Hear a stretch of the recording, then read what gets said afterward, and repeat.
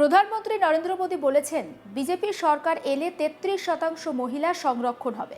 পশ্চিমবঙ্গের মহিলাদের জন্য এবার বড় প্রতিশ্রুতি বিজেপির। রাজ্যের রাজনীতিতে নতুন করে চর্চার কেন্দ্রবিন্দুতে মাতৃশক্তি ভরসা কার্ড।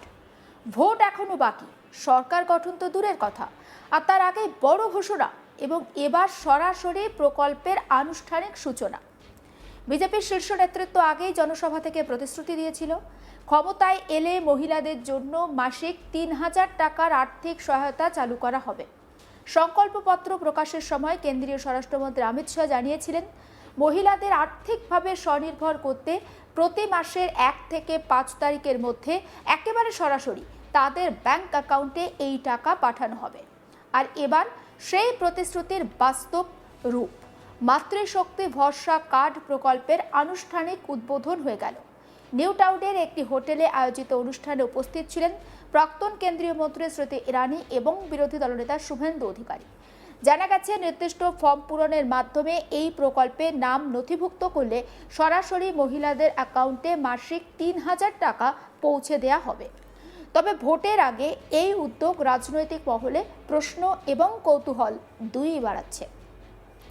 সাংবাদিক বৈঠকে স্মৃতি ইরানি জানান, প্রধানমন্ত্রী নরেন্দ্র মোদী বলেছেন, বিজেপি সরকার ক্ষমতায় এলে ৩৩% মহিলা সংরক্ষণ হবে। শোনাবো স্মৃতি ইরানির বক্তব্য। The BJP under the leadership of Prime Minister Modi has exhibited its resolve to ensure that women get 33% reservation so that they can be politically further emancipated. That resolve was exhibited when the bill was passed in both houses of parliament after a wait of decades. এরপর তিনি বলেন, সব মহিলাই পাবেন মাসে মাসে ৩,০০০ টাকা। কলকাতায় বিজেপির গ্যারান্টি কার্ডের সূচনা অনুষ্ঠানে বলে দিলেন স্মৃতি ইরানি। এদিন মহিলাদের মাসে ৩,০০০ টাকা দেওয়ার কথা জানিয়ে গ্যারান্টি কার্ড প্রকাশ করল বিজেপি। তাতে নাম লেখা এবং ঠিকানা লেখা, আর সে কথা জানিয়েছেন স্মৃতি ইরানি। একই সঙ্গে তিনি বলেন, যারা পশ্চিমবঙ্গ থেকে বাইরের রাজ্যে চলে যাচ্ছেন সেটা তৃণমূল সরকার অস্বীকার করতে পারবে না। আমরা আমাদের সংকল্পপত্রে যুবকদের জন্য কর্মসংস্থানের ব্যবস্থা করেছি। এই প্রসঙ্গে স্মৃতি ইরানির বক্তব্য শুনুন। প্রত্যেকটা মহিলাকে দেওয়া হবে, এটাই আমাদের সংকল্প। কোনো প্যারামিটার নেই, প্রত্যেকটা মহিলাকে দেওয়া হবে। লিস্ট সরকারের কাছে থাকে, ওই লিস্টের আমরা একটা প্রয়োজন করে প্রত্যেকটা মহিলাকে পশ্চিমবাংলায় বিজেপির সরকার দিবে, এটা আমাদের সংকল্প। এমএসএমই আর এবং যারা সেলফ এমপ্লয়েড, যারা নিজে ব্যবসা করতে চায়, ওদের জন্যে 2015-তে 14-15-তে পিএম মোদি মুদ্রা যোজনা শুরু করেছে। তখন থেকে আজ অবধি নাগাদ 3,40,000 কোটি টাকা মুদ্রা যোজনাতে পশ্চিমবাংলায় দেওয়া হয়েছে। আমি একটা জবাবে বললাম, স্বনিধি যোজনায় নাগাদ 3 লাখ আমরা এখানে স্বনিধি স্কিমের পশ্চিমবাংলায় হকার্সকে, স্ট্রিট ভেন্ডার্সকে সাপোর্টটা গভর্নমেন্ট অফ ইন্ডিয়ার মাধ্যমে থেকে দিয়েছি। কিন্তু কোনো এন্টারপ্রাইজের জন্য সবচেয়ে যে প্রথম একটা কন্ডিশন, ওটা আছে ল অ্যান্ড অর্ডারের ইনফ্রাস্ট্রাকচারটা ভালো হয়ে থাকা। আজকে পশ্চিমবাংলায়, আর চার্জশিটে শুভেন্দুদা আপনি ছিলেন, কত এমএসএমইর আর বিজনেসেস পশ্চিমবাংলা ছেড়ে গেছে? 6,000 থেকে বেশি। This is the evidence of the misgovernance of the TMC in West Bengal. Insofar as আপনি জিজ্ঞেস করেছেন মহিলাদের জন্যে 3,000 টাকা আর কি করছি, আমি যে বললাম প্রেগনেন্ট উইমেন, যে গর্ভবতী মহিলা, ওদের জন্য 21,000 টাকার আমরা কথা বলেছি নিজের সংকল্পপত্রে। আর 75 লাখ লাখপতি দিদি বানাবো পশ্চিমবাংলায়, ওটা আমাদের সংকল্প। 60% যারা মাইগ্রেট করছে পশ্চিমবাংলা থেকে বাইরে, ওরা যুবা, যারা এখানে কোনো ফিউচার পাচ্ছে না। এই নাম্বারটা তৃণমূল কংগ্রেস এর সরকার ওরা বাদ দিতে পারবে না। আজকে বিজেপির সংকল্পপত্রে আমরা যুবার জন্যেও ব্যবস্থা করেছি।